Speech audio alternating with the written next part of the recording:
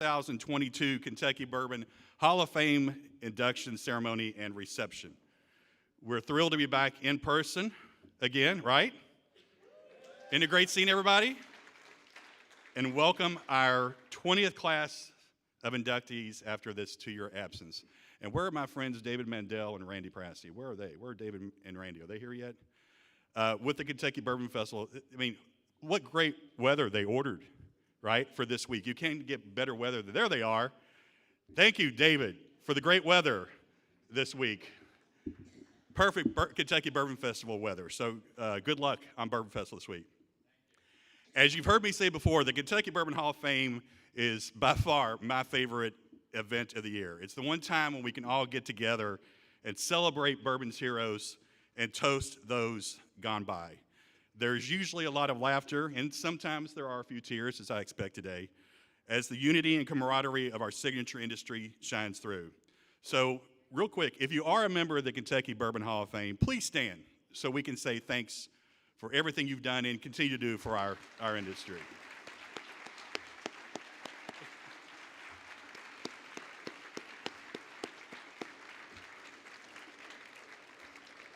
And before we get officially started, please join me in saying thanks for our sponsors today, who, with their support, has made this great event possible. Independent Stave Company, Blue and Company, Vendome Copper and Brass Works, Art Eatables, McBrayer Law Firm.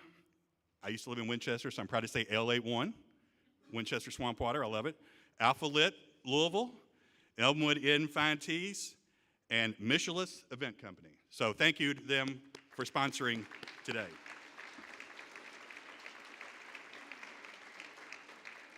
So as y'all know, the KDA created the Kentucky Bourbon Hall of Fame in 2001 to honor those who have made significant and transformational impacts on our historic industry and its stature, growth, and awareness. Now, even after 20 years, the COVID break did give us an opportunity to reflect on our Hall of Fame processes and traditions, which you'll see today. For instance, we flipped the script, so we're doing the program, the induction ceremony first, which will then follow with food and drinks and give you all time more to mix and mingle and catch up, because it's been 2 years, right? Everybody wants to see everybody. So this is the reason we're doing this instead of luncheon today first. And thank you to ISC, again, Brad Boswell and his team for sponsoring the reception. And we also changed the selection process for nominees. So each year, candidates are nominated by the KDA Board of Directors, our member distilleries, and then the board, in years past, would approve the nominees. But this year, for the first time ever, we created a blue ribbon committee of renowned Hall of Fame members to review and select the inductees. And these are names that you all will recognize, and I'm gonna ask them to stand as I call your name. So the selection committee is made up of all living recipients of the Parker Beam Lifetime Achievement Award. The great Jimmy Russell, who could not be here with us today. Bill Samuels Jr., Max Shapira, Evan Coolsvane. I don't know if Mr. Coolsvane made it today or not. Kevin Smith, acting as chair of the KDA Board of Directors. Chris Morris, who is governor of the Order of the Writ, Spirit of Kentucky Bourbon Society. And our dear friend and noted author, Dixie Hibbs. Dixie, where are you? There she is. Bardstown, who was my appointee. We also commissioned renowned glassblowing artist Brooke Forrest White Jr. of Flame Run in Louisville to craft unique and contemporary awards that incorporate bourbon-inspired motifs such as amber colors, oak, copper, and water. And you can see them over here. They're stunning. And in fact, I've had a few Hall of Fame members say, hey, can I get one of those, as well.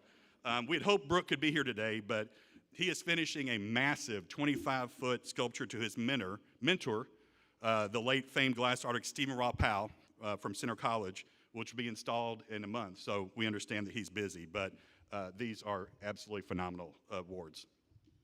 And finally, for our guests who haven't been to the Hall of Fame before, or again, it's been a couple of years, here's the quick rundown for the next hour.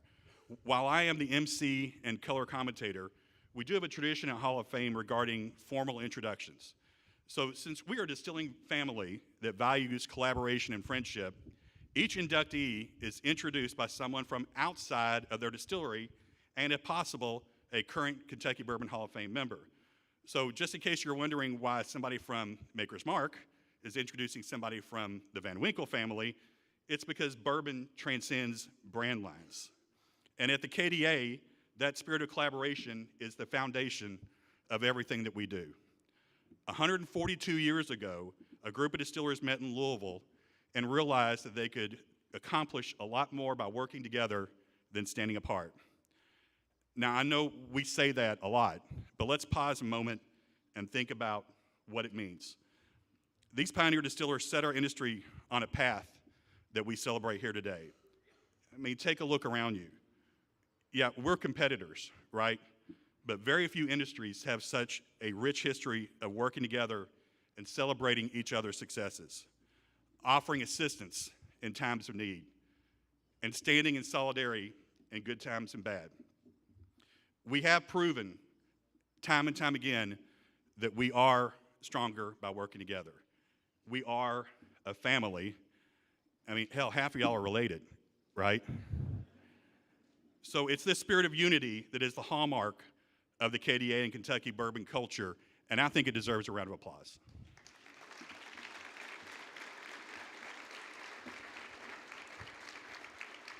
All right, we're going to get started with a special guest and a special presentation. So real quick, if you would, I'd like to welcome our partners in the Kentucky Bourbon Benefit to the stage. Fred Minnick, come on up, Fred. R.J. Sargent and Brian Harr with the Bourbon Crusaders. Chris Zaborowski of Westport Whiskey and Wine. And our hardworking KDA staff, Allison DeLand, Sarah Barnes, and Marielle McElmurray. If y'all will come on up.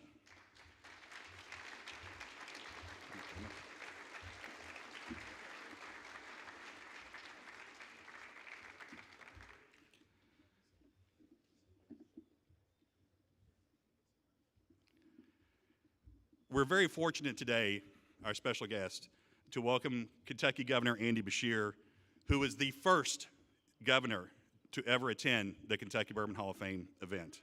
Yes.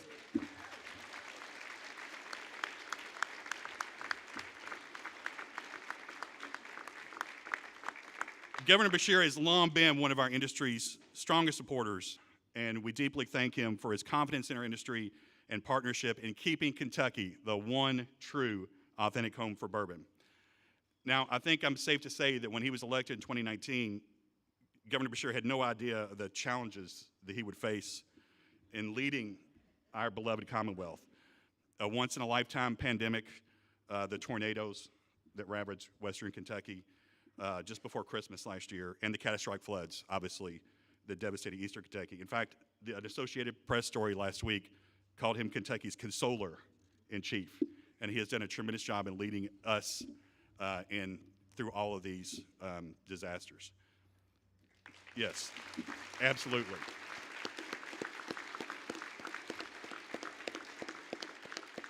So y'all know that when the tornadoes hit western Kentucky and literally wiped cities off the map, the bourbon industry and the bourbon community responded in force.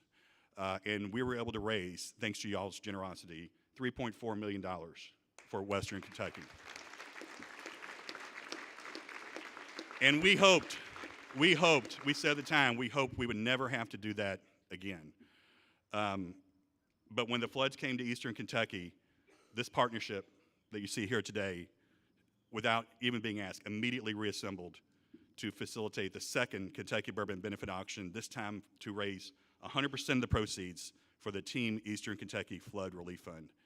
And again, this event was made possible by KDA member and distillery donations from around the country, donations from private citizens like the Bourbon Crusaders from all around the world. We had 533 auction items, including private barrel picks, exclusive distillery experiences, and rare and unique bottles that haven't been available for years. So instead of my usual introduction to our wonderful friend, Governor Beshear, let's welcome him to the stage with a check for $1.4 million to help our friends and neighbors in eastern Kentucky rebuild. There you go. Absolutely.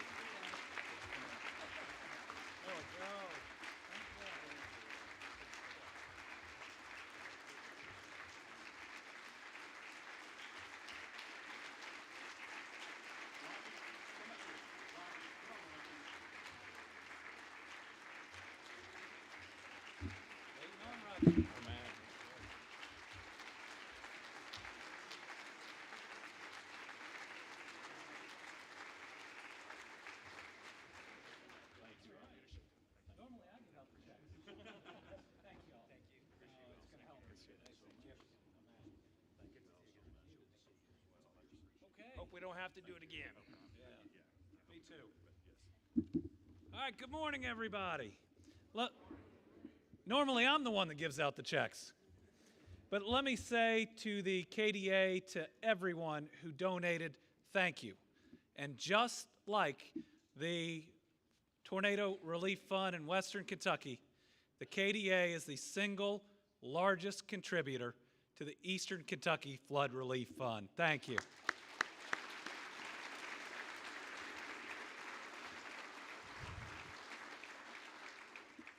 And let me start by saying how great it is to be in one of the most beautiful state parks in the entire country. Thank you to my old Kentucky home.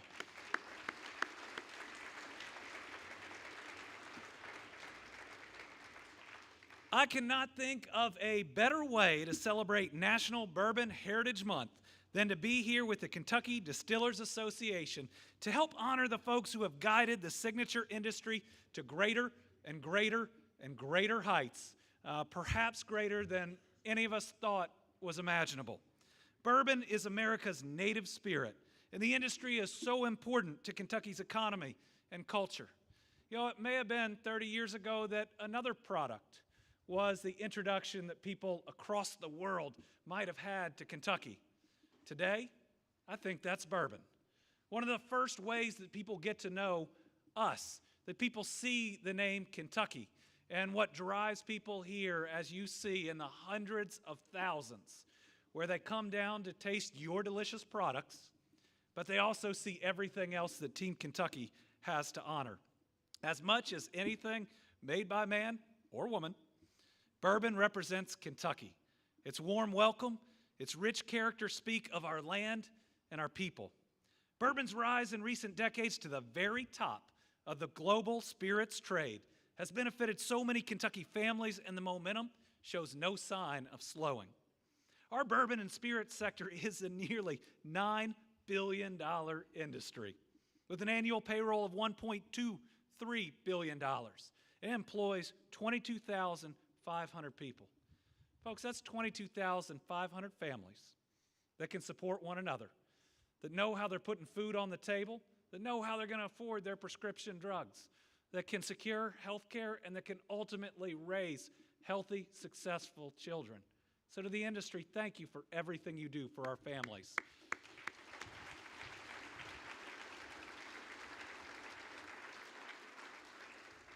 And I'll tell you, I'm pretty proud of what we've done together these last several years. Since the start of my administration, we've welcomed more than 50 spirits-related new location and expansion projects totaling over $1 billion of new investment and creating more than 900 full-time jobs for Kentuckians.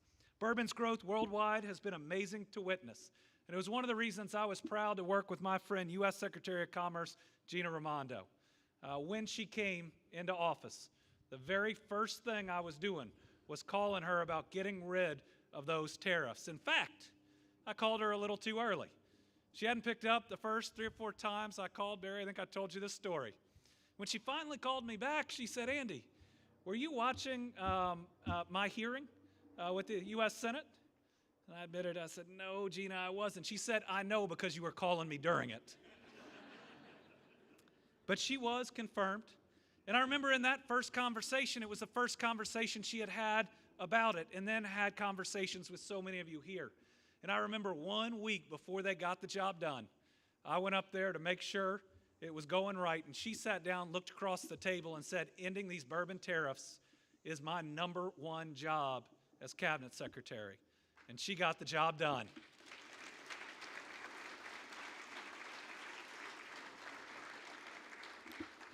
And I still remember telling her that Kentucky produces 95% of the world's bourbon, but 100% of the bourbon worth drinking.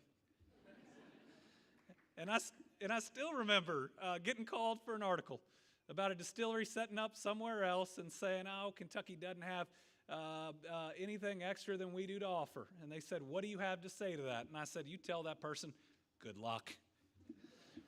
Bourbon's also helping drive Kentucky's $8.9 billion tourism industry, the wildly popular Kentucky Bourbon Trail. Man, we thought it would be successful, but my goodness, the number of people it drives to Kentucky every single year to the Commonwealth to visit and as you all are seeing more and more of them to stay, has helped define the bourbon experience and what is now a truly global fan base. In 2021, tourism development projects totaled $276 million in project investment and included new, expanded bourbon experiences. Kentucky's economy is on fire, and we have this industry, the KDA, and I got to tell you, we have a lot of these Hall of Famers to thank for where we have come, and I want to thank them today for all their efforts to promote this signature industry.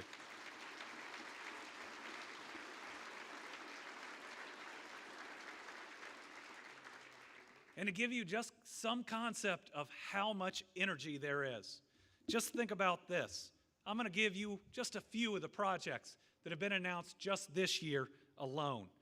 In February, Kentucky Cooperage announced they were investing $4.1 million, creating 20 new jobs. In March, Bardstown Bourbon Company, $28.7 million, 29 new jobs. In April, Augusta Distillery, $23 million, 14 new jobs. Casey Jones Distillery in April, $1.9 million, 15 new jobs. In June, Heaven Hill Distillery broke ground on a $135 million operation, creating 38 full-time jobs. This is also a return of their operations to Nelson County, an inspiring story that truly is an example of this amazing journey of bourbon. In June, Four Roses Bourbon, $23 million to expand in Bullitt County. Later in June, New Riff Distillery breaking ground on a $10 million warehouse in northern Kentucky. And right after this ceremony, I'm heading to western Kentucky to help cut the ribbon on the Dant family's amazing revival of Log Still Distillery. My goodness, the amount of investment, and it's only the middle of September, has been something truly special.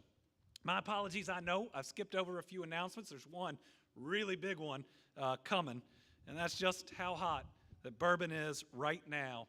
It's a great problem to wonder if I left out anybody that's looking at me in the audience.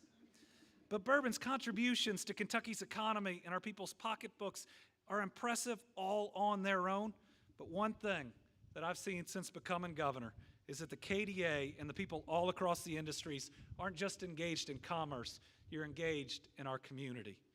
When COVID hit and we didn't have enough PPE, we were the one state that didn't have to worry about hand sanitizer because the KDA had our back. The only problem is we all got thirsty starting early in the mornings. And when those tornadoes hit, the auction, truly incredible.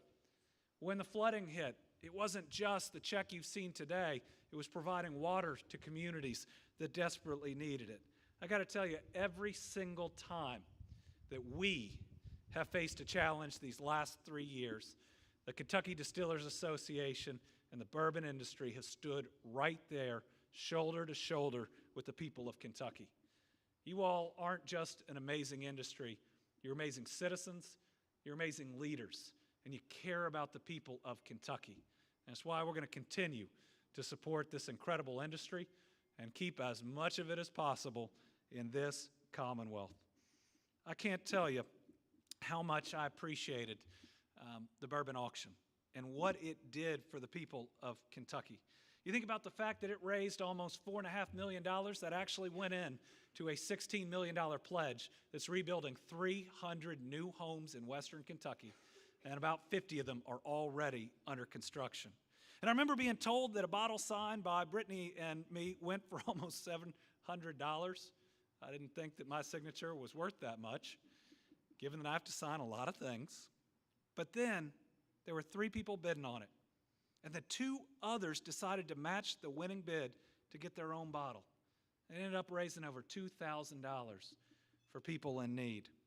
So I am so honored to be with you here today to recognize those going in to the Hall of Fame, but I'm also really honored to accept this $1.4 million check. To those that haven't been able to see Eastern Kentucky, it is a flooding disaster unlike anything that the country, I believe, has ever seen. Homes completely wiped out, now 40 people, children of God, lost, and thousands of others that truly only escaped with the clothes on their back. But just as the level of destructiveness has been unprecedented, so has been the response. First, it was our National Guard, by far the best National Guard in this country, along with other first responders, making 1,400 rescues. I'm not sure the world's ever seen 1,400 individuals saved in just over a day and a half. But then it was the generosity of folks like you, people opening their hearts and their homes to one another to help make sure we can get people back on their feet and to make sure that we're not pushed backwards, that we continue to march forwards. And as we think about what we're having to do here in the Commonwealth right now, it's really two things. It's helping to pick our brothers and sisters in the East and the West up that have been knocked down. But it's also to make sure that we are not pushed back 1 inch from creating the bright future that our children and grandchildren deserve. See, Bourbon has been a part of something these last couple years that is as exciting as anything I've ever seen. You know, last year we broke every economic development record on the books in terms of private investment and in terms of new jobs, and we're going to have the second best year in our history this year. We become the electric vehicle battery production capital of the United States of America in the last year alone, and are becoming the agriculture technology capital of the U.S. For the first time in my lifetime, the biggest companies on planet Earth are picking us, are picking you for the biggest projects in the history of those companies. This is our time as a state where we can leapfrog 10 other states' economies. We can become a top 10 state economy. And it's how we realize that collective dream of every parent and grandparent that our kids will never have to leave the Commonwealth if they don't want to. This is being draped in the flag. Because we make sure every opportunity is right here for them. We're going to hear more about these incredible leaders today, but I'd like to finally highlight just one of today's recipients, Stephen Thompson. Sadly, Stephen passed away last year, and I know some of his family is here with us today.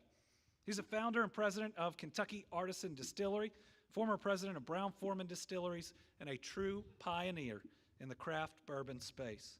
I'm told he was also a rock of stability and calm for a lot of folks in the industry during the worst days of the COVID pandemic.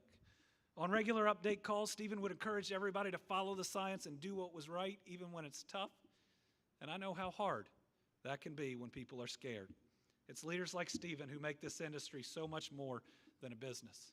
So I know a little bit later, everybody will be able to raise a glass to Stephen's memory and to today's other Bourbon Hall of Fame inductees. Thank you all for your work. Thank you for your leadership. And thank you for being a part of something really special going on in Kentucky right now. God bless you. God bless our Commonwealth. Proclamation here, if you want to Oh, okay. give it to us. Sure.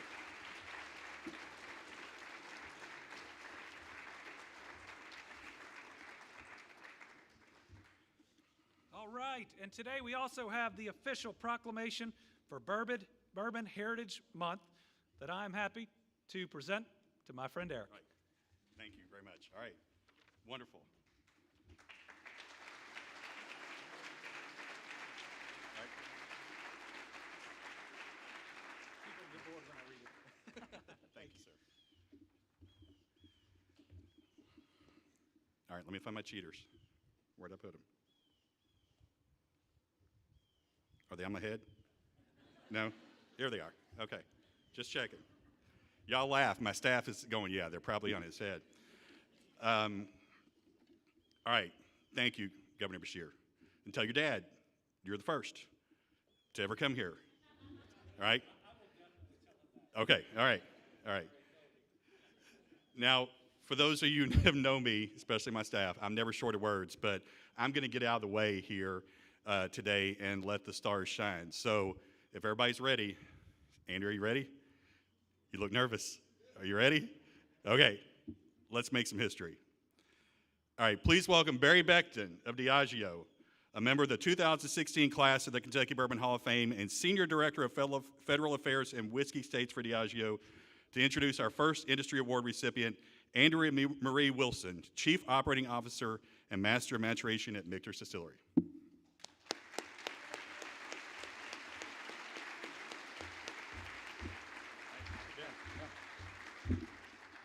Wow, good morning, everyone. It is such a privilege to address an esteemed group of bourbon industry icons. I can't believe I'm sitting on the same row with titans of this industry.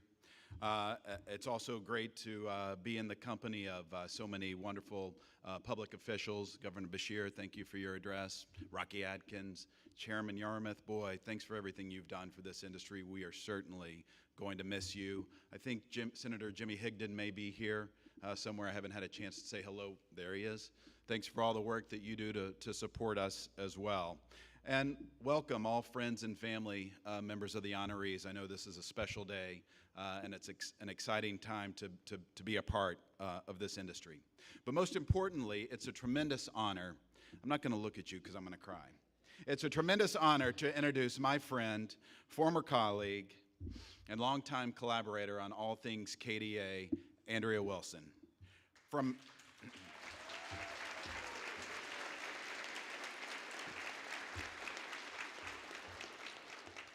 It's not that fast of an introduction.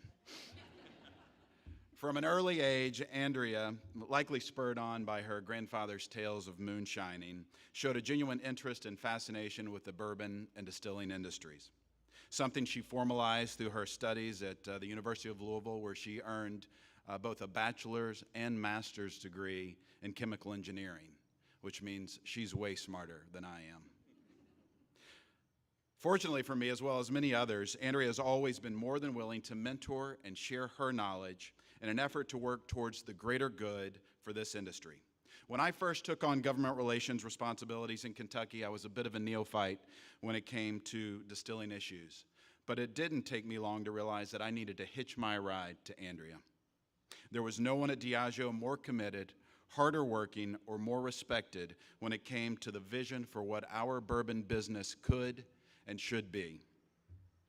Andrea presided over the early growth of Bulleit Bourbon and helped plan and ultimately secure support and approval for the Bulleit Distillery in Shelbyville. Andrea's name is etched in a cornerstone at that distillery in Shelby County, a testament to her commitment and hard work in growing the brand and Diageo's distilling interest and capabilities in Kentucky. Andrea was also instrumental in the redesign of the historic Stitzelweller Distillery, and her efforts eventually led to it being added to the Kentucky Bourbon Trail. But not one to rest on her laurels, Andrea took on a new opportunity with Michter's in 2014, and Diageo's loss was certainly Michter's gain. Andrea took on many responsibilities at the company, including a key role in establishing Michter's Fort Nelson Distillery, because who can be satisfied just building one distillery in your career? Andrea has since taken on the role of Master of Maturation, and in her downtime serves as Michter's Chief Operating Officer. One thing that hasn't changed is her commitment to teaching others. Andrea serves as a mentor to many employees, inspiring others to emulate her habits and strive for her success. She always makes those around her better, but she doesn't try to take credit, preferring everyone to be all in it together. In an industry that has long been dominated by men, Andrea shattered the glass ceiling in 2009, becoming the first female chair of the Kentucky Distillers Association. And while I know firsthand it wasn't always easy, there was never a chip on her shoulder. She led with grace, dignity, collaboration, and a commitment to do things the right way. She helped pave the way for more female leaders, including Pauline Rooney and Jessica Pendergrass, who have both since served as chair of the Kentucky Distillers Association, and all three of them, thankfully, still serve on KDA's board. I was fortunate to serve as the chair of KDA's Government Affairs Committee during Andrea's tenure as chairwoman. There were many challenges facing the KDA as well as the industry. She led KDA through this transitional time with leadership focused on building a new strategic plan for KDA. During this first strategic review came a renewed focus on growing membership, expanding the Kentucky Bourbon Trail, and establishing a plan to educate elected officials, to work with them in new and collaborative ways. And the initiatives that we pursued and eventually passed helped set up a string of victories that have modernized this industry, igniting unprecedented growth, driving record tourism, and ultimately leading to the bourbon industry being able to lay claim to its rightful place as the signature industry of Kentucky. Andrea is dedicated to KDA's mission and has worked tirelessly to help achieve it. If there's a more worthy honoree of this Hall of Fame, well, I haven't met them yet. And so it is my immense pleasure to welcome Andrea Wilson to the Kentucky Bourbon Hall of Fame, class of 2022. Congratulations on an honor well deserved.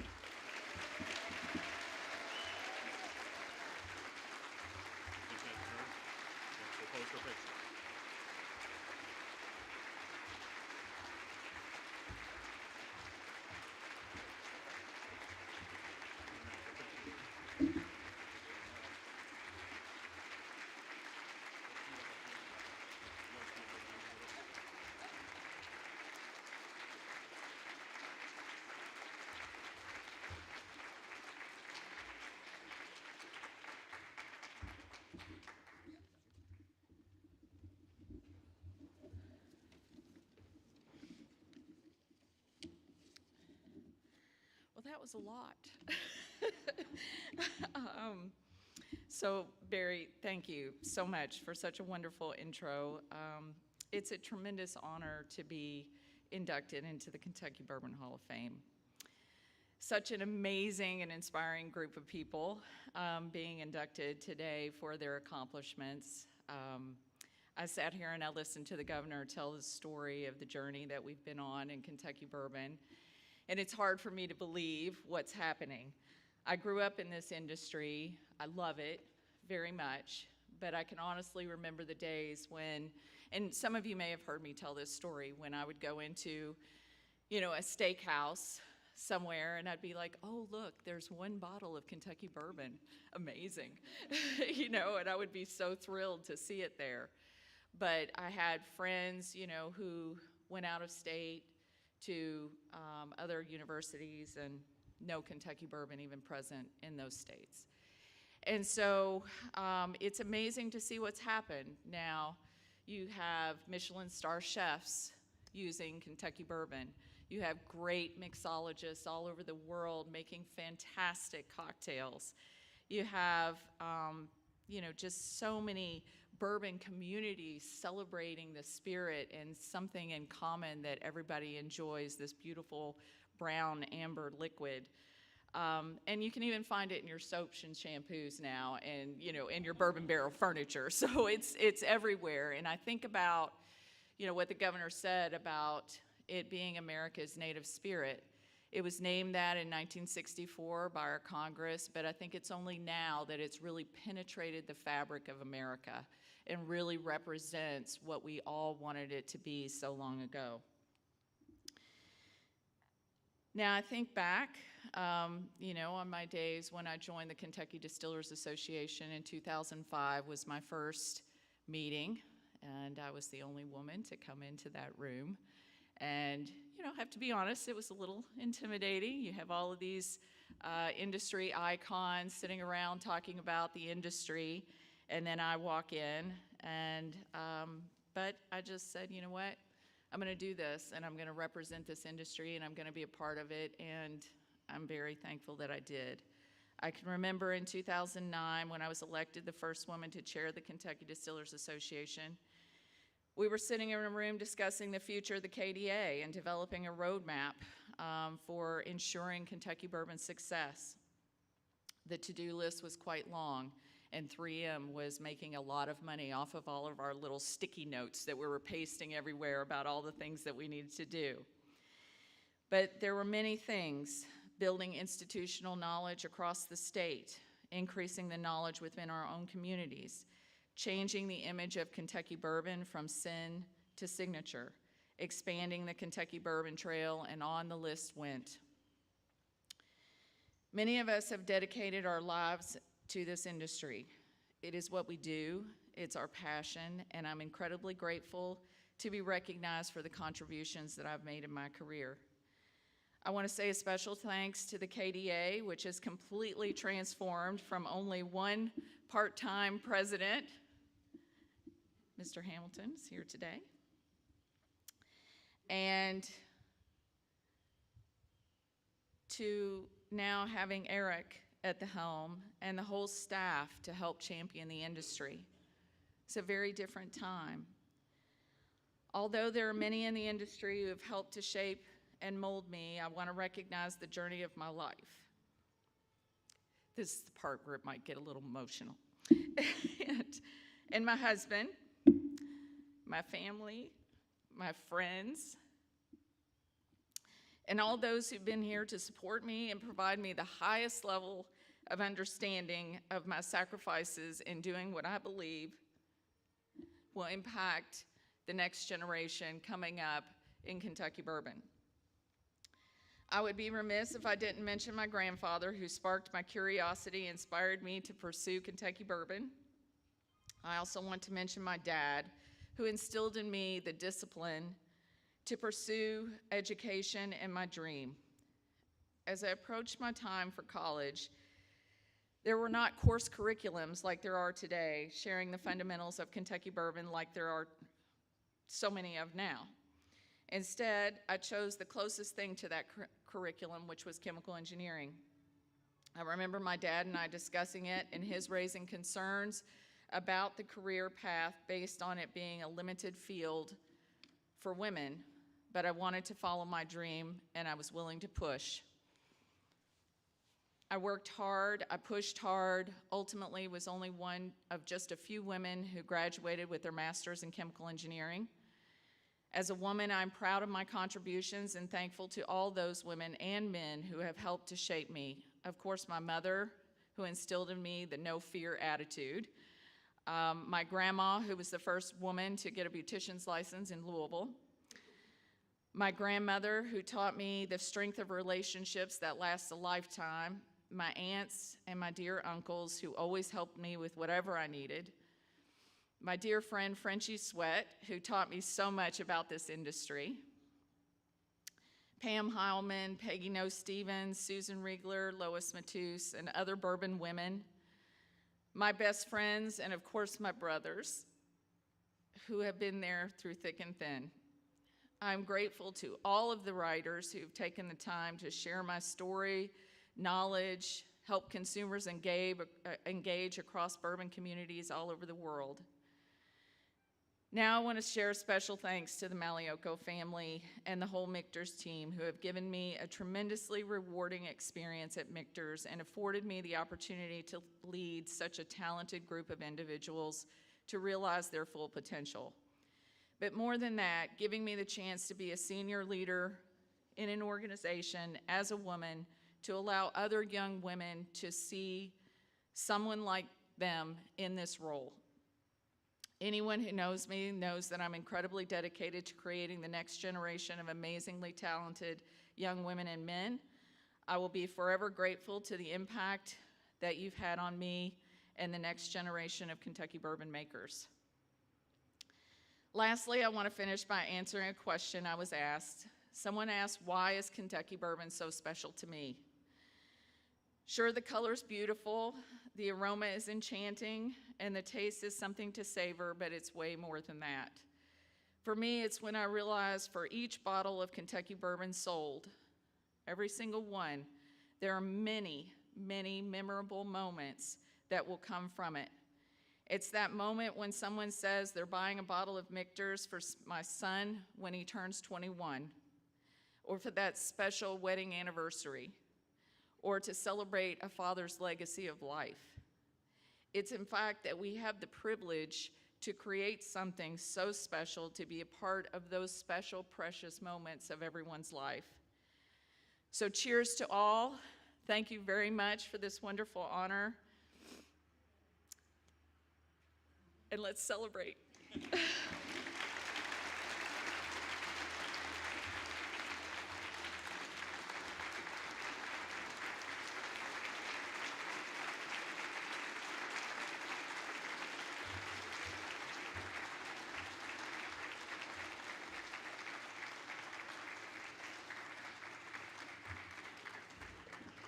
All right, Andrea's making me cry because I remember those days in 2009 when it was just me. And I should have done this before. Ed O'Daniel, please stand up. Former KDA President Ed O'Daniel, former State Senator Ed O'Daniel, and Kentucky Bourbon Hall of Fame member, and his lovely wife, Chris. Thank you.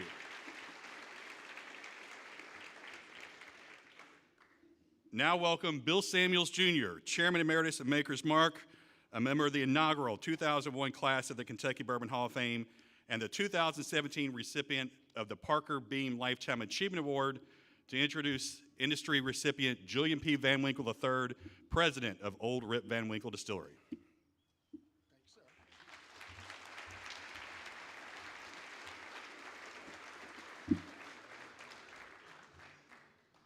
It's an honor to be here today. It's an honor to be anywhere after reading yesterday's Courier-Journal when we're states we only live till we're 72 and a half years old.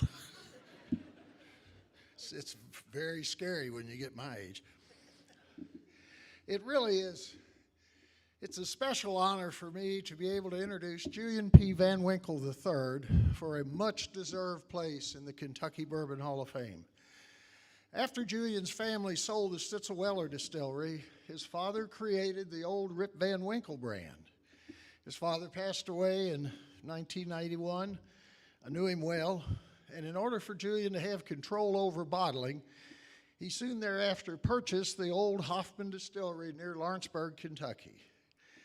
After he found the now famous photo of his grandfather in a basement file cabinet in the mid-1990s, the Pappy Van Winkle brand was created. The 20-year-old Pappy Van Winkle brand scored a 99, the highest rating ever given by the Chicago Beverage Tasting Institute. Eventually, the 15 and 23-year-old Pappy Van Winkle labels were added to the Van Winkle portfolio. Julian was the very first to sell ultra-aged premium bourbon. And I might add, sell it pretty well.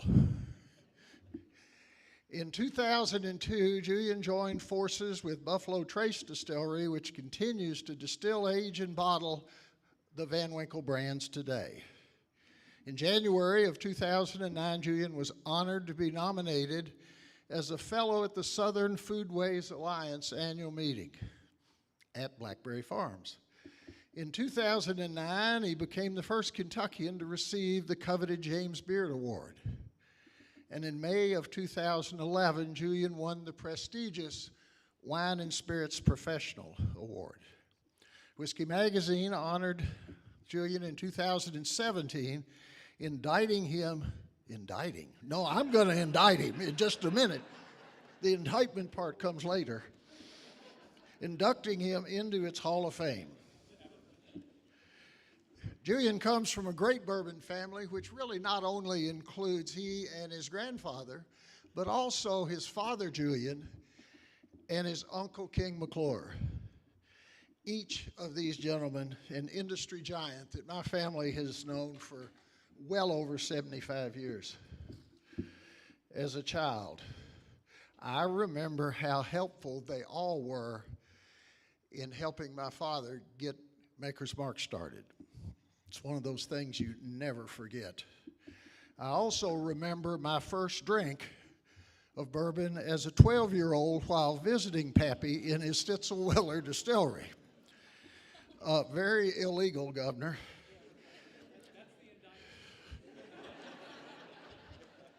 Two fingers, 100 proof, old Fitz.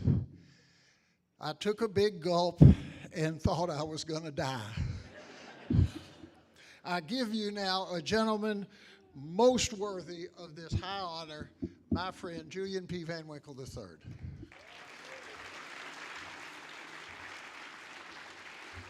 you go. Present that to him, sir. But don't break it. Don't break it.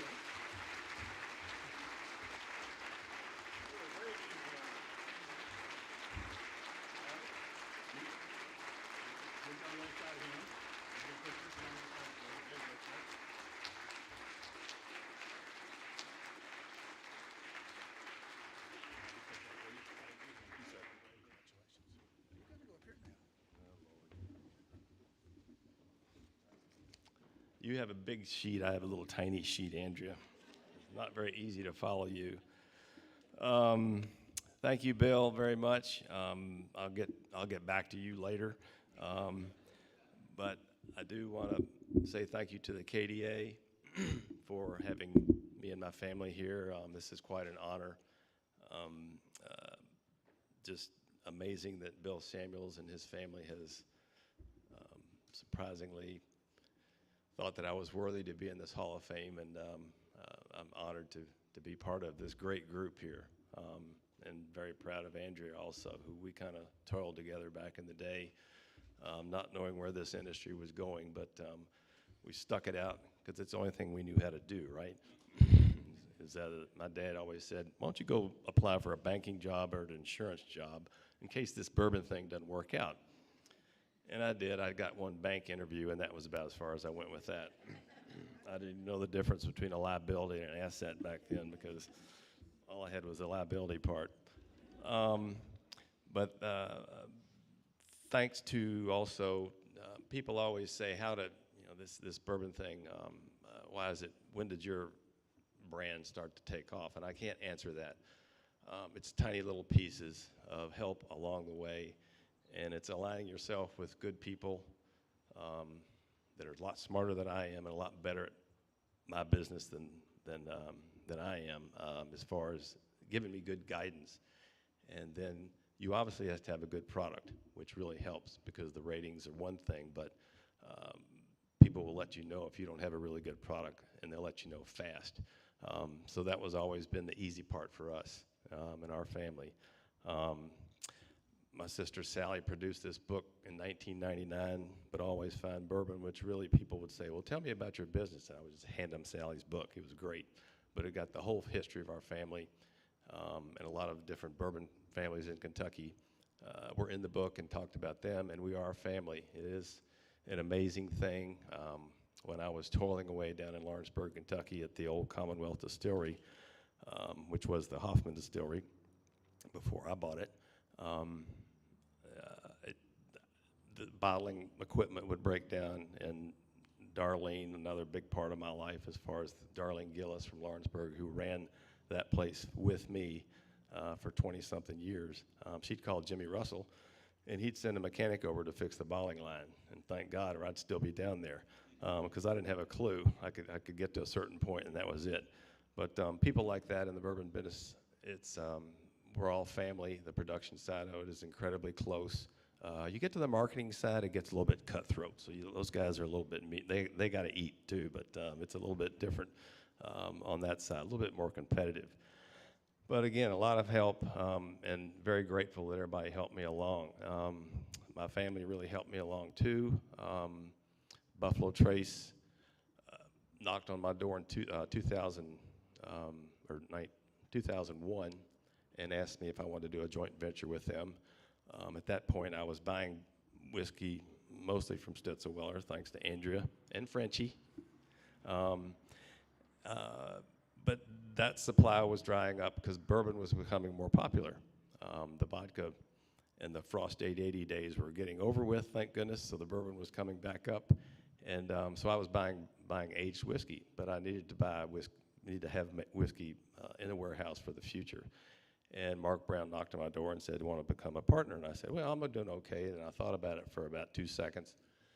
And because I needed to put some whiskey away for many, many years. My business plan is 23 years long. I wouldn't suggest doing that if anybody else wants to get in the bourbon business. And I've told a lot of people that, but they're not listening to me because there's a lot of people getting in the bourbon business. But it does take deep pockets, and Sazerac has really helped me along in their production. And the most important part about my partners is they produce really good whiskey. So we're very pleased with what they're doing. And the weeded recipe that our family has made all these years, 3, 4, maybe 5 generations someday, seems to be catching on, because I think there are a few other weeded bourbons out there in the market, which is an honor to my grandfather, who really promoted that back in the day. But my daughters have taken the ball and run with it with their business, Pappy and Company. Thank God I got Preston out of the day after he graduated from UK. The day after he graduated, he was dumping whiskey in Lawrenceburg, Kentucky, helping me out. We doubled our employees that day. We doubled our salary too, 2 of us. But thanks, he's really been there for me to when I can't be around, and he does all the things that if I'm not available to do, and he's learned it very well, and he's really been my right-hand man for 20 years, which I can't believe. But thank you, Preston, for taking care of things when I'm not around, which is basically being on the golf course, I guess, or doing some duck hunting or something.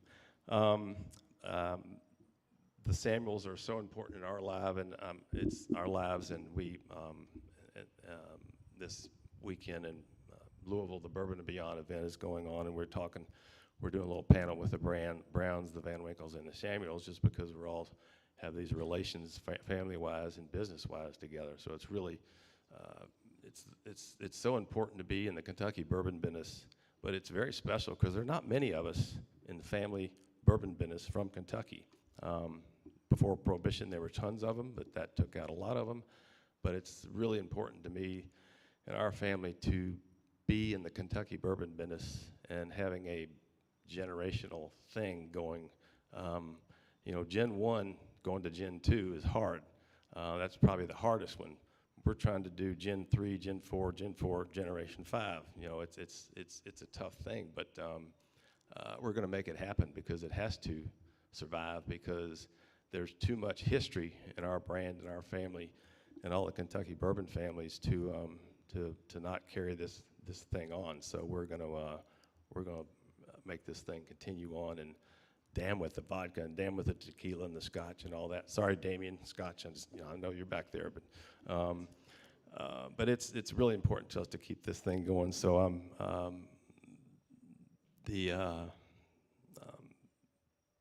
one person that's not been mentioned too much in the last 20, 30 years is my dad. He ran the business after Pappy died in 1965. He was in college, got out in 1937, worked for my father, joined the Army, went to the Pacific Theater, was wounded, tank commander, came home, got right back in the business. I'm going through his diary of 1944 and a lot of his letters to my mother, his wife, Katie, and his parents, and he mentions about 50% of the letters about the war were about Stitzelweller Distillery and the bourbon business and the distributors who were giving him a hard time. So it was such a big part of him. But he kind of gets wafted over as far as thinking about what a job he did from the time Pappy passed away until we sold the distillery in 1972, because the old Fitzgerald brand was, obviously we're a little bit biased, but we think it was the best whiskey and still is the best bourbon on earth. Just look at the prices at an auction of an old Fitz bottle from the 50s or 60s. The quality's there, and I'm sorry I ever told anybody about that stuff. I should have kept my mouth shut buying it on eBay for 20 bucks a bottle back in the day. But he was very important, and he kept that business as long as he could. Putting whiskey away in a warehouse and not getting any income from it for years and years and years is not an easy thing to do. So it obviously, the capital became a problem to keep the business going with all that whiskey in the warehouse, and the size of the distillery just couldn't keep up with the volume, so we had to sell. But we have a good, very wealthy partner right now, and things are going great. But my father and grandfather really, they were born 60 years too early, really, because what we're doing now is selling aged, wheated Kentucky bourbon whiskey, and they had the deal back in the 50s and 60s, but it just wasn't, the rest of the world wasn't ready for it. So we're going to carry on with that, and Lord willing, we'll be around for a few more years. Thank you all for coming.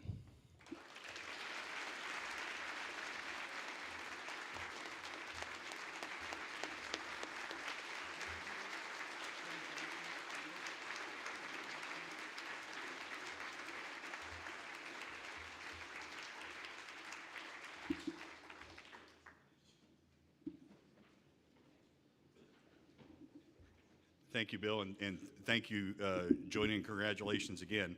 Our next presenter is currently Vice Chairman of the Acadia Board of Directors, and next year will become Chairman for the third time in the last 12 years. I think that's a record, right? Okay.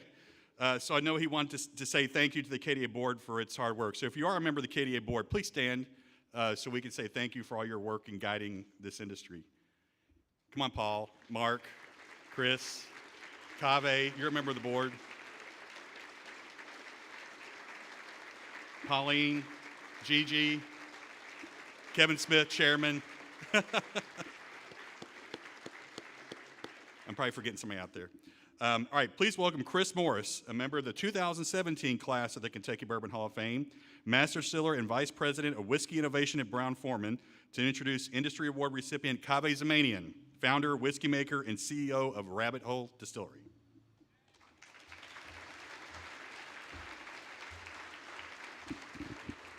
Thank you, Eric.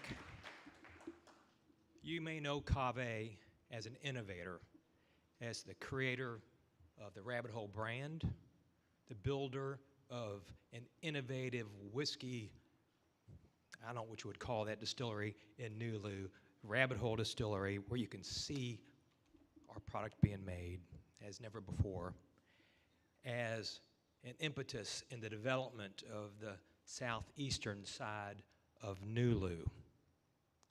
I know him as a member of the KDA board, as a quiet leader, as a friend, as a counselor, as a founder of the Order of the Writ.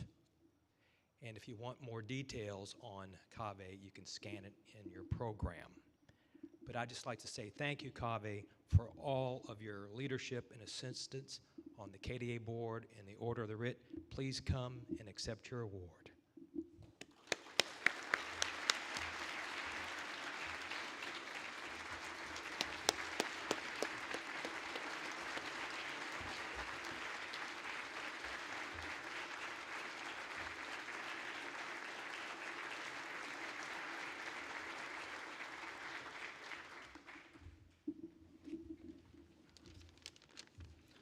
Thank you, Chris. I'm trying to soak this in a little bit, guys. Kaveh Zamanian. It's kind of an interesting follow to Wilson and Van Winkle. I want to say thank you to the members of the KDA board, members of the Hall of Fame. It's really tough for me to describe how I feel standing here. I should give you a little bit of a backstory if you're not familiar. My connection to Kentucky was when I was a little kid, going to, watching reruns of Daniel Boone and eating Kentucky Fried Chicken. I was born in Iran, and during the Revolution, we had to pack our bags and literally overnight, get out of Dodge, very similar to some of the Ukrainian immigrants that are going through that hardship these days, without any clarity of where we're going to end up and what are we going to do. And as you can imagine, life is uncertain, but in particular for immigrants that have to leave those kinds of circumstances, even that much more uncertain. But my connection to the U.S. And what it meant to me was ingrained. It was deep. I went to an American school in Iran, and one of the things that was always part of my thinking, and my Aunt Dolores from Chicago always used to say this, that I was American long before I stepped foot in America, is the idea of promise and pursuit, or better say opportunity and pursuit. That's what brought me to the States, and that's actually really was the foundation for Rabbit Hole. My introduction to Kentucky explicitly was about 20 years ago through my beautiful wife, Heather, who's a fourth-generation Kentuckian. Started coming down here and really practically overnight fell in love with the Commonwealth, with the heritage, with the tradition, made dear friends. And having cut my teeth in the hospitality business when I was a kid, I had always had a soft spot for spirits. And there was something magical about bourbon. I think there's something really magical about spirits in general. It's one of the things that we do as human beings that's genuinely about bringing people together and celebrating. It's one of the, I think, human accomplishments and achievements. Food, music, spirits. It's a little surreal for me to stand here a little bit over 10 years since we started Rabbit Hole. It simply started with an idea around the table. And I need to give thanks to Cameron Talley, Don Freitag, Cameron Leali, Justin, Dak. You guys sat around with folks like Larry Ebersol, listening to my cockamamie ideas and ultimately leaving your great paying jobs to jump down the rabbit hole with me. Wouldn't have been able to do this without your support and your assistance. And also have to say thanks to my beautiful wife, Heather. You're my rock. There's no way we would be able to do everything that we've done together. It was a major pivot for me. I left a 20-year clinical practice as a psychologist to get in the bourbon business. My vision was simple. It was to make one-of-a-kind whiskey expressions. I was taken by the story of farmer distillers here in Kentucky that back in the day made lots and lots of different expressions of bourbon. And I thought that that's actually one of the things that's really magical about bourbon, because if you think about it, within the parameters what constitutes bourbon, 51% corn, new charred oak containers, there's 49% room for creativity. And how beautiful is that? You know, we talk about 51% corn, 49% magic around Rabbit Hole, because for me the inspiration, very similar to the culinary tradition, is how do we create unique expressions of bourbon? And I think that's probably one of the most proudest achievements that we've had together as a team with Rabbit Hole, and we hope to continue to do that. I also want to thank my children, Henry, Lily, and Isabella. There were 7, 5, and 4 when I decided to close the clinical practice and get in the bourbon business. Heather used to ask, how do you know these recipes that you're laying down are going to be any good? And of course the answer was, I have no idea. And she used to say that you're going to take the family down the damn rabbit hole. And that's how the name came to be. And now standing here a little bit over 10 years, I think that I look back at our achievements and accomplishments, and I feel like in a lot of ways we're just getting started. For me, it's just an absolute honor to be standing here with the likes of Mr. Rutledge, Mr. Russell. I mean, quite honestly, I'm very just honored and at a loss for words here. So thank you very much for acknowledging me today. Thank you for asking me to join your ranks, and I hope that I can make you proud moving forward in what I'm doing individually and what we're doing collectively at Rabbit Hole. Thank you.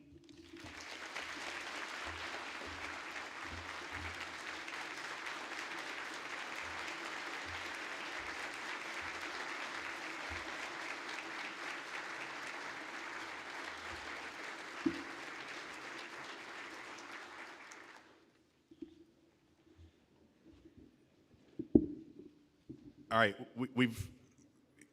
Allison, do we have the 5-second delay button ready for our next presenter? Fred, no? Just joking, Fred. I'm sorry. Please now welcome Fred No, a 2013 inductee and 7th generation master distiller for the James B. Beam Distilling Company, to introduce Roll of Honor recipient Representative Chad McCoy of Bardstown, the bourbon capital of the world, trademark.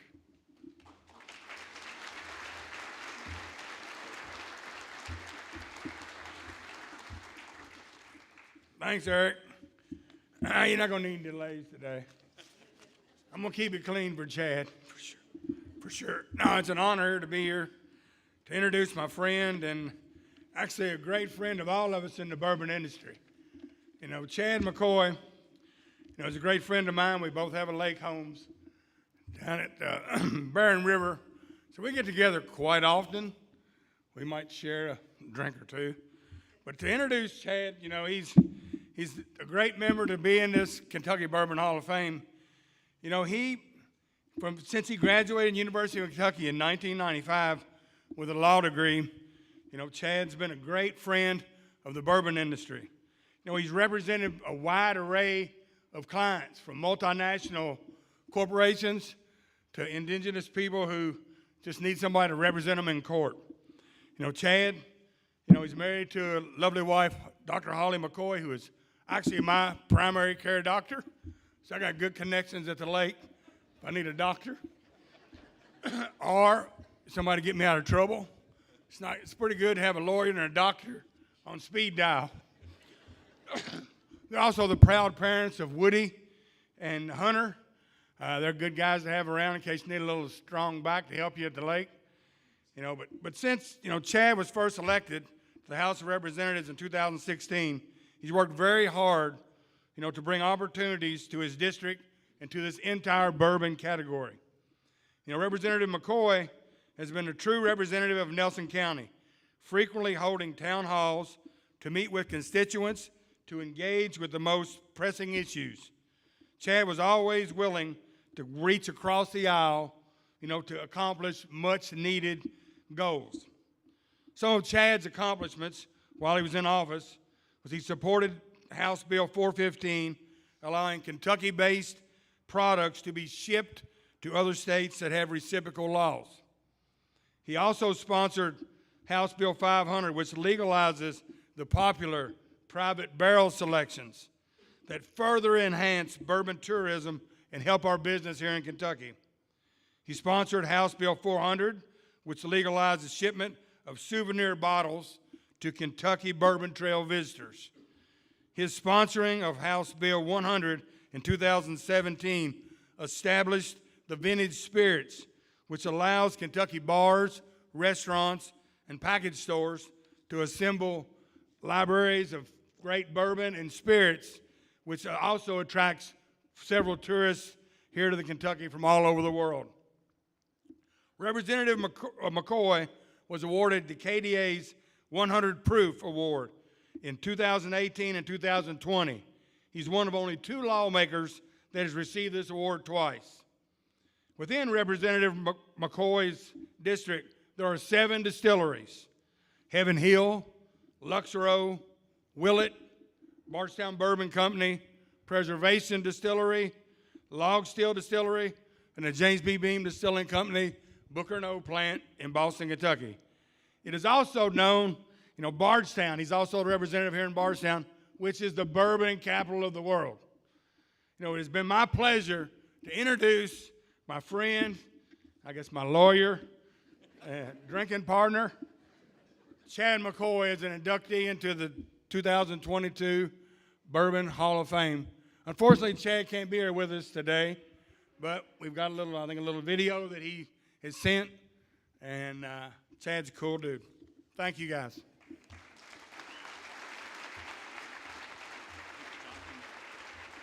If you would, please welcome Jonathan Crocker to the stage to accept this award on behalf of Representative McCoy, and then we have a video message from Representative McCoy. Here you go, Fred. I'll let you present it. It is heavy. Do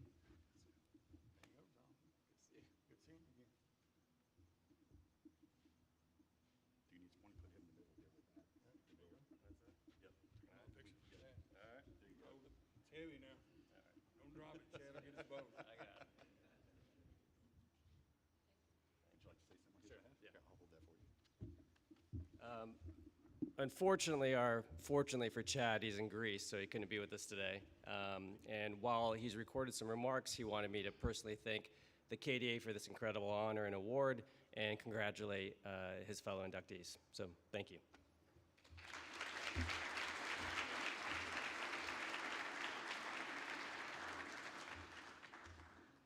All right, roll that beautiful bean footage. Roll that tape. Well, good afternoon, everybody. Thank you so much for letting me attend by video. First, let me say I'm sorry I'm not there live and in person. Nothing I love more than rubber chicken at a big banquet. I want to say thanks to Fred for the introduction. I really appreciate it, and to my buddy Jonathan, who's going to come up and accept the award on my behalf. Guys, holy cow. I am blown away, truly blown away. When I got the phone call that I was going to get inducted to the Hall of Fame, first of all, I don't feel worthy. I look at the list of names up there, and You guys are the who's who of this industry, and quite frankly, as fanboy as it sounds, a lot of my heroes are up there. So it's just incredible. Me can't say thank you enough. This is an amazing industry. We've got a lot more work to do legislatively, and genuinely from the bottom of my heart, I just want to say thank you. I appreciate it, and I look forward to doing everything we can to continue the growth.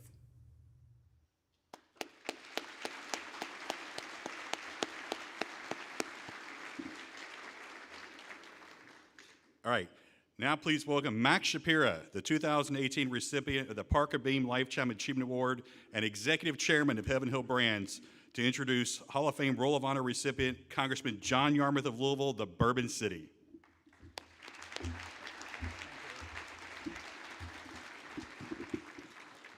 Eric, thank you very much. And thank you for you and the team putting together this unbelievable event.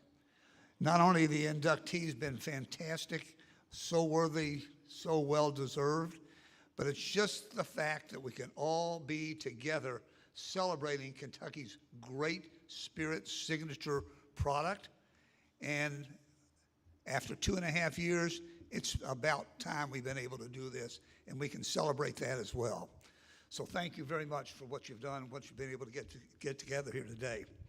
Now, for me, I've got the great privilege and the great honor of introducing Kentucky's 3rd Congressional District Representative and my friend, John Yarmouth, as a new member of the Kentucky Bourbon Hall of Fame.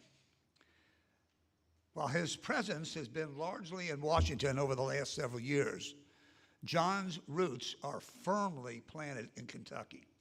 He grew up in Louisville, graduating from Atherton High School.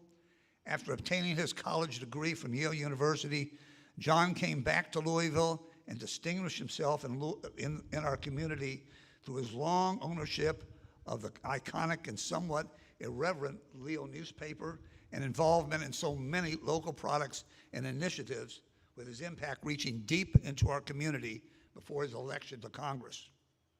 His work in our nation's capital has been Herculean. He has served and led a range of important committees, including the Committee on Education and the Workplace, the Committee on Energy and Commerce, and most recently serving as chairman of the very powerful House Budget Committee. Throughout his service to the country, he has been recognized for his work to improve education, bring health care to millions of American citizens, and has helped pass the legislation that was so important in defeating the pandemic and rebuilding our economy. His influence continues to educate and will continue to educate and uplift our communities for years to come. Now, that's Washington. But today, all of us here are perhaps most interested in his passion for and impact on bourbon. Well, I can tell you, it's wide and it's deep. As we like to say at Heaven Hill, the history of Kentucky bourbon and American history are intertwined. In Kentucky, during those very early days back in the 1700s, it all began as the nation was being born.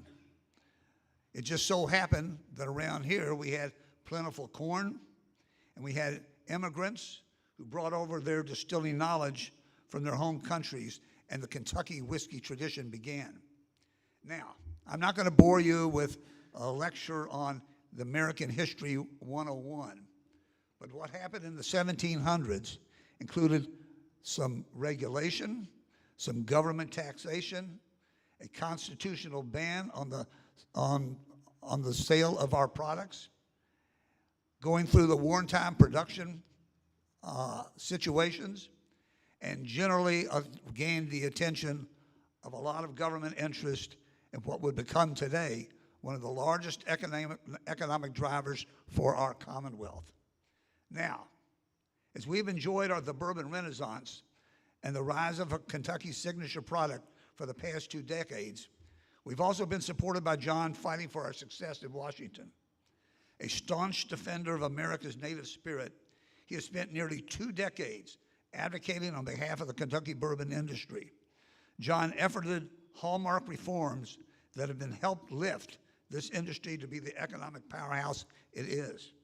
These initiatives include the passing of the Craft Modernization and Tax Reform Act, resulting in a permanent reduction in the federal excise tax. This shift in policy alone assists all distillers with the certainty of long-term financial forecasting and has created a runway to maintain and create new, well-paying jobs. He worked with great dedication to establish permanent authorization of regulations which allows distillers to deduct interest carrying costs in the year they are paid, rather than at the end of the lengthy aging process for bourbon, freeing up important capital for reinvestment and job expansion. In the recent, well-known bourbon tariff barriers that were erected that so negatively affected the industry, John assisted in this long and difficult trade dispute, getting our industry to welcome the end of those tariffs.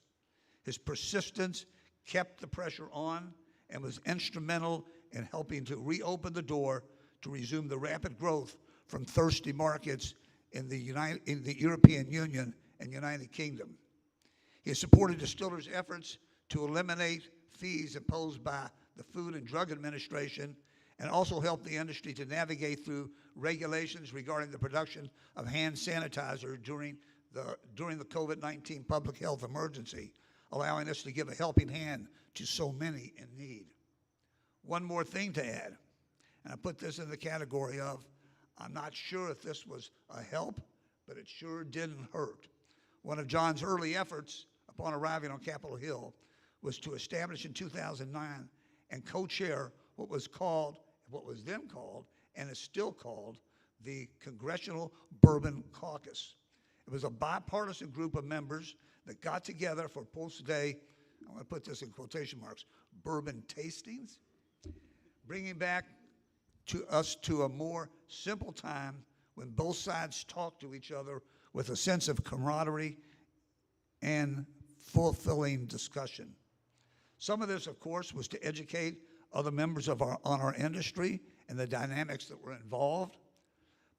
But this group, which still exists today, shows that dedication and that relentless kind of support for our industry, and is certainly proof that most folks are willing to reach across the aisle if a good pour of Kentucky bourbon is involved. And not to mention, John was named to the Kentucky Distiller Association's Order of the Writ, our organization that embraces the spirit of Kentucky bourbon education, responsibility, environmental stewardship, history, scholarship, and an unwavering commitment to the furtherance of our native spirit. Now, if I know anything about role transitions, I suspect that John will not just rest on his laurels once his final term in Congress comes to an end. But just for the moment, we're able to pause, reflect, and celebrate his accomplishments together thus far. John, on behalf of the industry, thank you for championing our endeavors in creating a runway for growth for all bourbon distillers, large and small. Please come up and accept your award as a new member of the Kentucky Bourbon Hall of Fame. Hand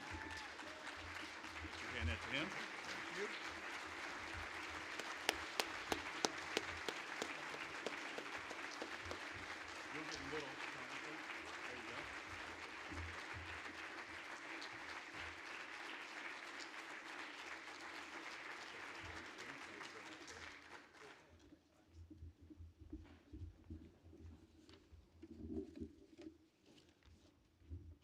Well, hello, everybody. Thanks, Max, for that introduction. Thanks for being here to do that. Eric, thanks for all of your efforts. This is an incredibly impressive event, and it's been an honor to work with you over all these years.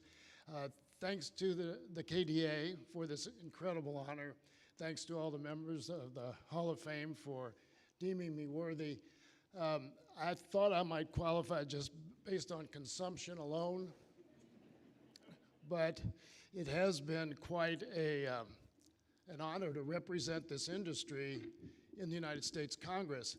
And to form the Congressional Bourbon Caucus, it was interesting. I was walking one day early in my service with Mike Thompson. Mike represents the Napa Valley. And he said, "Hey, John, there's this wine tasting reception tonight that the Wine Caucus is putting on. Love to have you come." I said, "Wine Caucus? Is there a Bourbon Caucus?" He said, "I don't think so." He said, "Well, there is going to be one if there isn't one, because, I mean, after all, Kentucky's only, United States' only indigenous spirit needs to have a caucus." So I filed the papers to make it an official caucus. Brett Guthrie joined me as co-chair, and we started recruiting members. And all of a sudden, we had members from all over the country, and still do. We have about 50 members, which is more than 10% of the House of Representatives. And as was mentioned, it's very bipartisan, which is unlike virtually everything else in Washington today. And yes, we tend to have very popular events. As a matter of fact, that's generally the question I get from most people is, when is the next Bourbon Caucus event? But it goes beyond that. And it does get to this rivalry where other states are trying to stake out territory in the bourbon industry. So I have members bringing me bourbon from all sorts of places. I get Colorado bourbon, Vermont bourbon, Washington State bourbon. And everybody says, "Well, did you taste it? How did it stack up?" I said, "Don't ask, don't ask. Thank you for the bourbon, don't ask." So I have a large collection of undrunk bourbon. But that's not true of my house. For those of you who are familiar or not familiar with it, there is an urban bourbon trail in Louisville. And you have to have a certain amount of bourbon. So bars and restaurants are eligible. You have to have, I think it's 55, Eric, somewhere in that neighborhood. My house qualifies easily under that standard. We're up to 75 or 80, I think. And my wife, Kathy, has to figure out where to display them. But I'm here with Kathy, my wife, my son, Aaron, and 4 of my great staff who really have done the lion's share of the work representing the bourbon industry.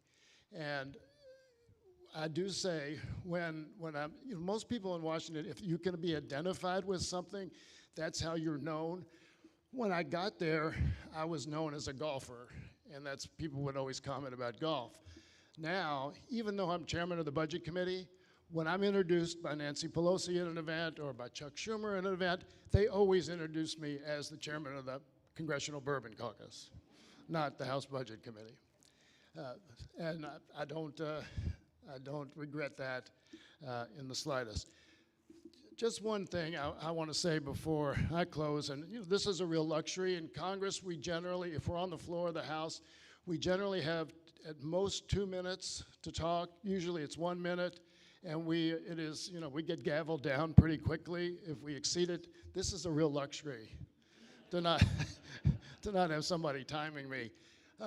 But one of the things that has been so impressive to me over the last 16 years of my service is that when working with the industry, and this has been mentioned before, it has been an amazing, there's been an amazing collegiality among all of the distillers.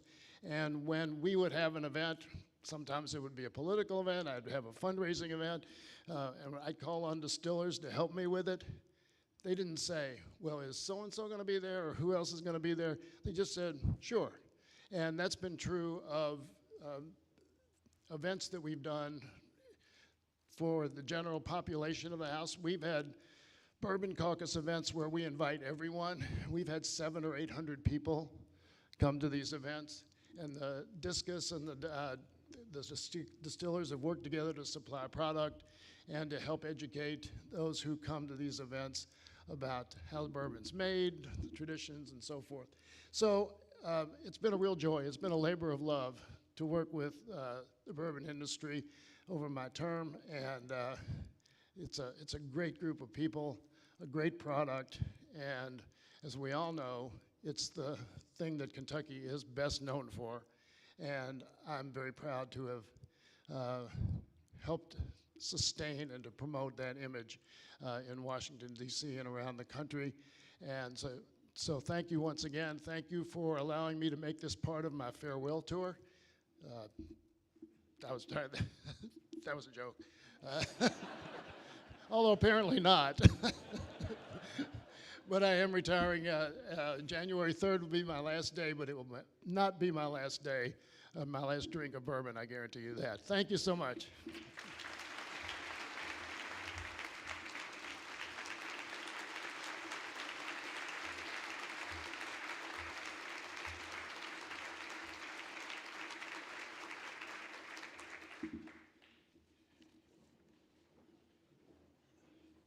Thank you. Thank you, Congressman. Thank you, Max, as well. Real quick, point of personal privilege here as MC.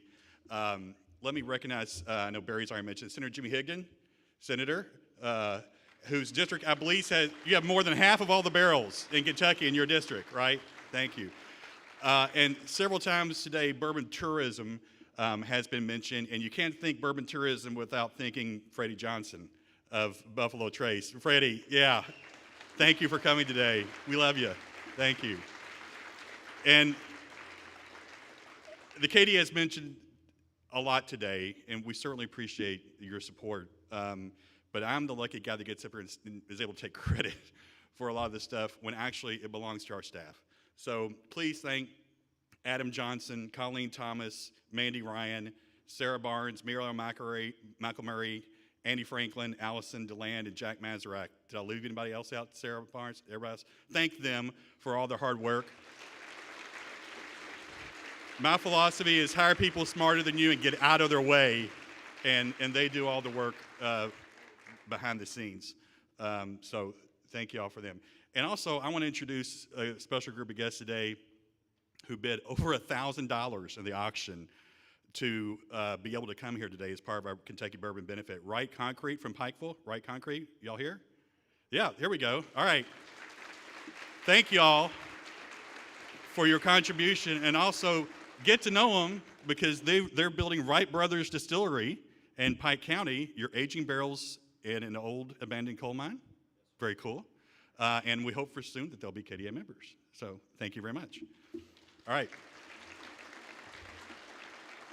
Now, please welcome to the stage Jim Rutledge, also a member of the inaugural 2001 class of the Kentucky Bourbon Hall of Fame, to introduce this year's recipient of the Parker Beam Lifetime Achievement Award, the late Stephen Francis Thompson, who was founder and president of Kentucky Artisan Distillery.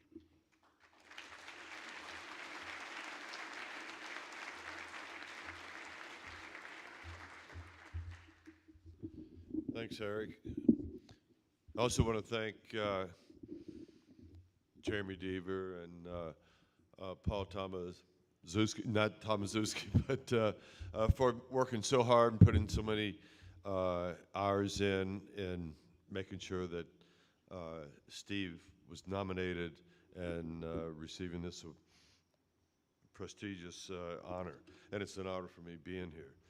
I was asked just to, rather than talk about his past accomplishments, which are so many, but just to tell some of the stories about Steve that endeared him to all of us in the industry.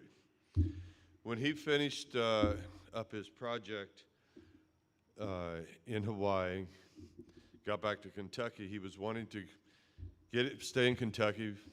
He didn't have the money at the time to start a distillery.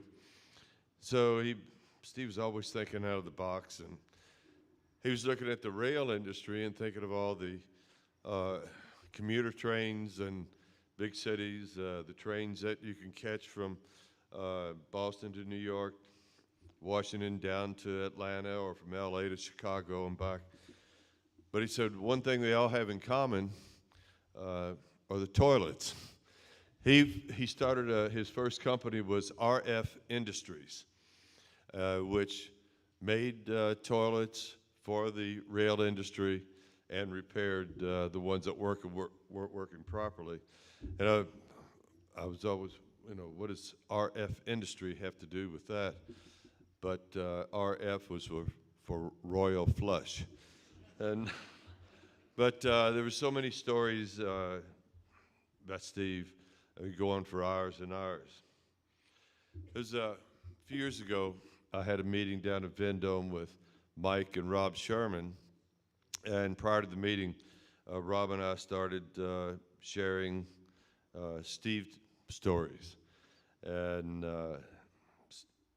Rob was saying how they could often walk around or hear that somebody's wandering around their plant outside or maybe even inside looking at equipment, and they would find Steve, and he was down there just looking for something that Vendome might be able to give to him so he could maybe use in his distillery. But when Steve built his distillery, and he was very innovative and thinking out of the box, and he would collect equipment, tanks, vessels, pipes, whatever, anywhere he could get it, and he didn't spend much money, if any, on the distillery, the equipment when he started. And Rob was laughing and talking about the story that his stills, his mash tub, which is a cooker, the fermenters, nothing is in sync. The still was larger than the capacity of the cooker. The several fermenters he had, nothing was the same size. He would just find these parts. And they said at Vendome they had nicknamed him the Frankenstein of distillation. He just gathered parts and he would make it work.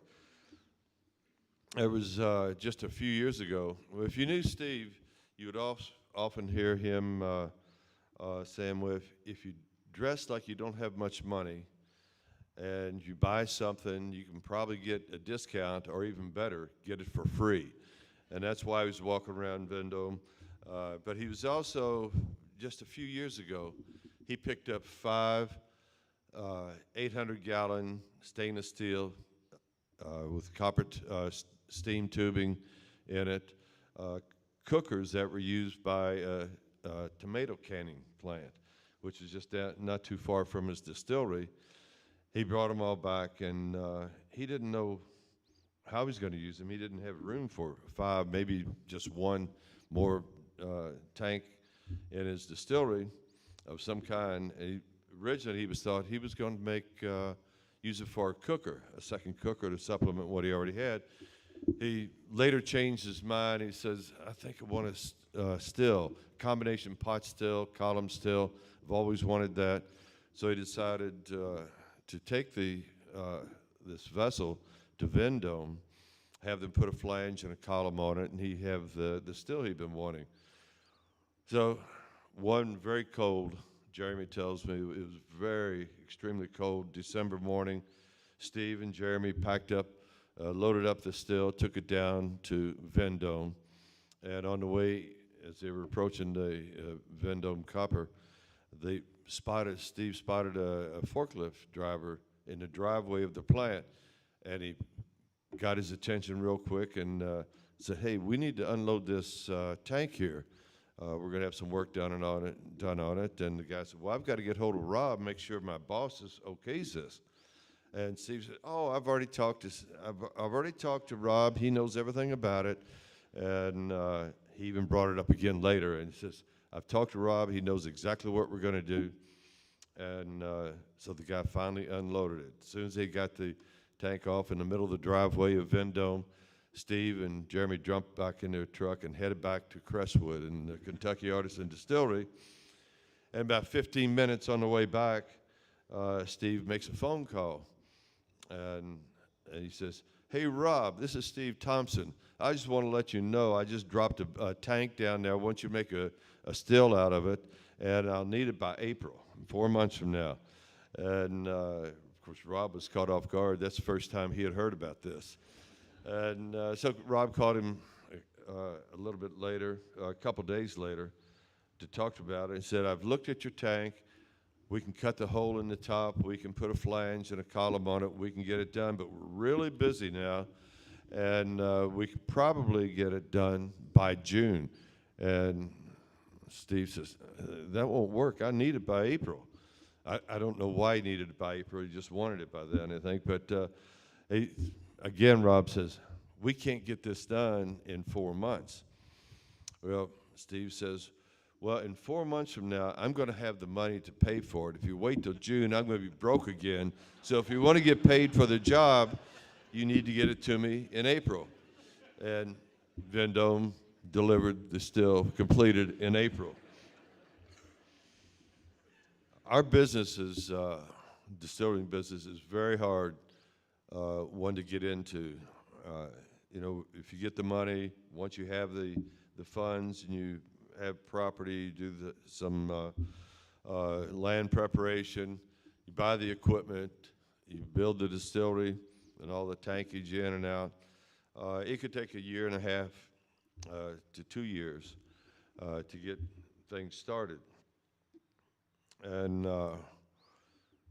Steve, if you've been around, well, just one of the stories,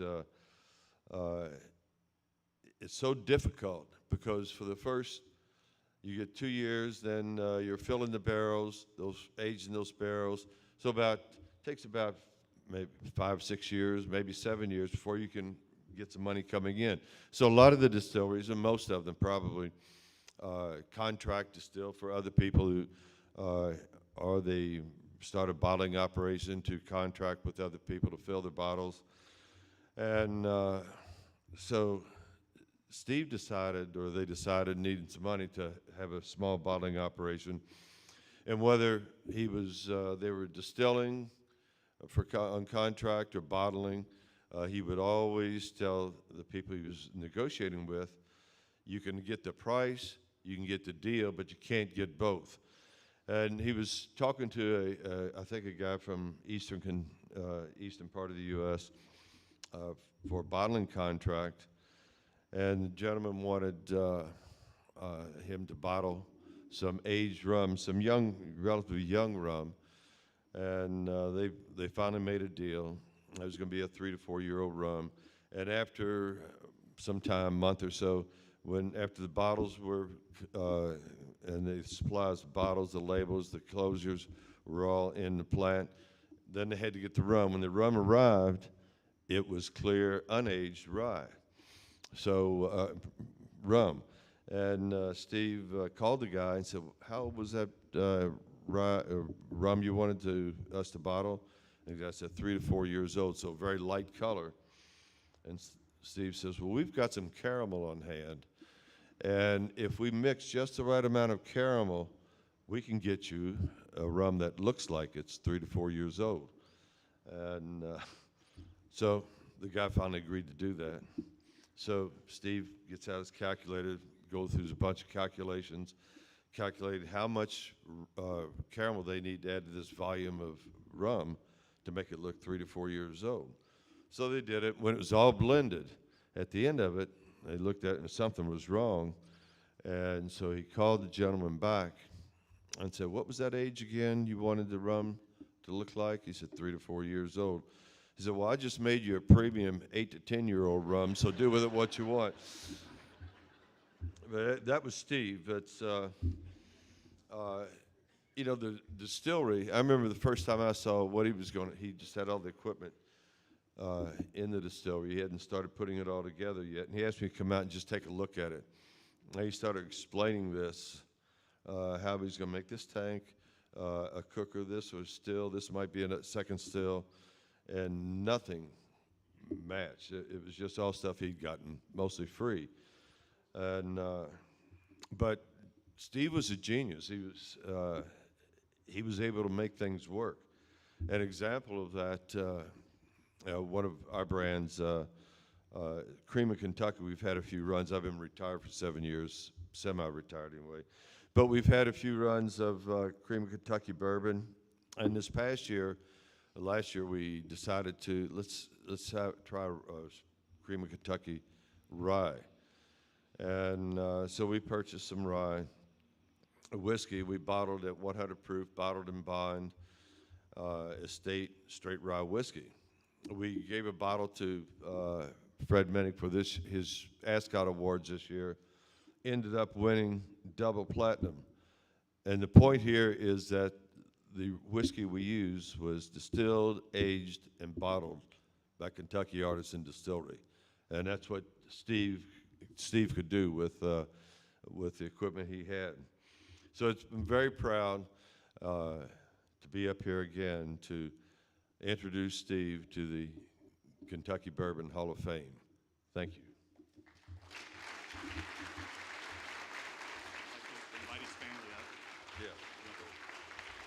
We'd like to invite Steve's family up to accept on his behalf.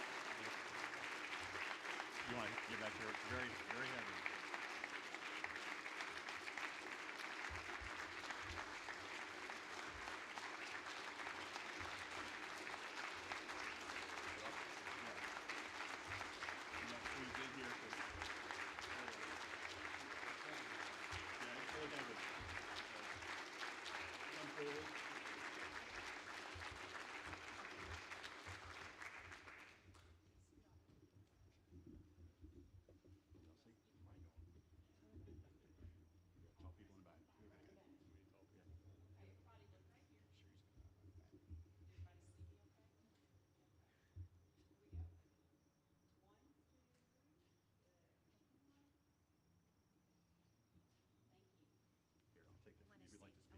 Yes, ma'am, absolutely.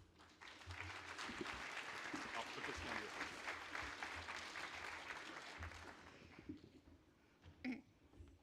I'd like to thank,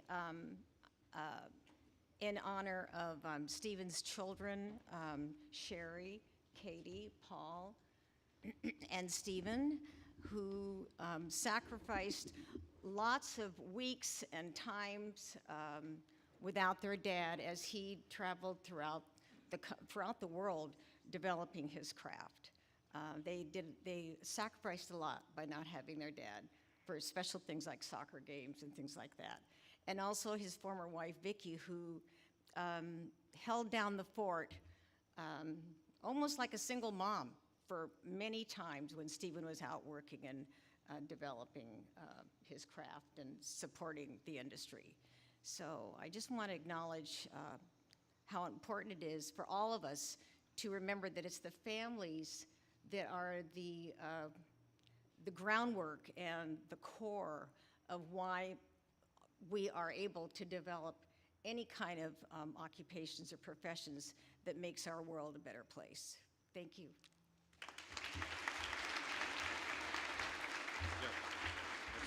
Yes, and I also forgot, and then Stephen's dream was always to develop his own distillery.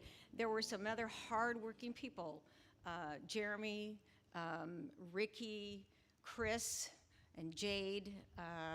Chris and Stephen spent 12 hours at a time creating this dream that he had, and also his professional support from Richard Schiller and other people who helped him financially, Roy Schwartz. Thank you. Yeah, if you're with Kentucky Artisan, please stand so we can acknowledge y'all. And you're wearing your wine shirt today. Great, Chris. Thank you.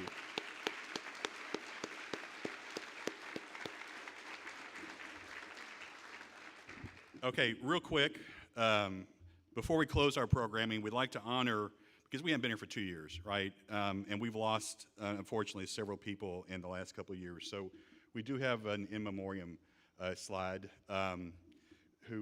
folks that we've lost. Lawyer, lobbyist, politician, and our dear friend, Terry McBrayer, the Silver Fox. Award-winning author and bartender, the Grand Dame, Joy Preen, Hall of Fame class of 2016. Woolley Pratt, Master Distiller Emeritus at Michter's and member of the Whiskey Magazine Hall of Fame. Author and maestro of mixology in the cocktail culture, Gary Regan, Hall of Fame class of 2004. Obviously, our dear friend, Stephen Thompson, who the picture that we showed of him earlier, I think, with his trusted dog, Red, by his side. Author, historian, and bourbon ambassador for Four Roses, and one of the nicest guys you will ever meet, Al Young, Hall of Fame class of 2011. And our dear friend, Jimmy Wickham from ISC, who I think I can safely say, Jim Rutledge, you know this more than anybody, the Bourbon Festival would not have survived without Jimmy Wickham and all the money he raised through sponsorships and things like that. So if y'all would, please, let's stand for just a second, a moment of silence, to remember the people who we've lost and that hopefully one day we will see again.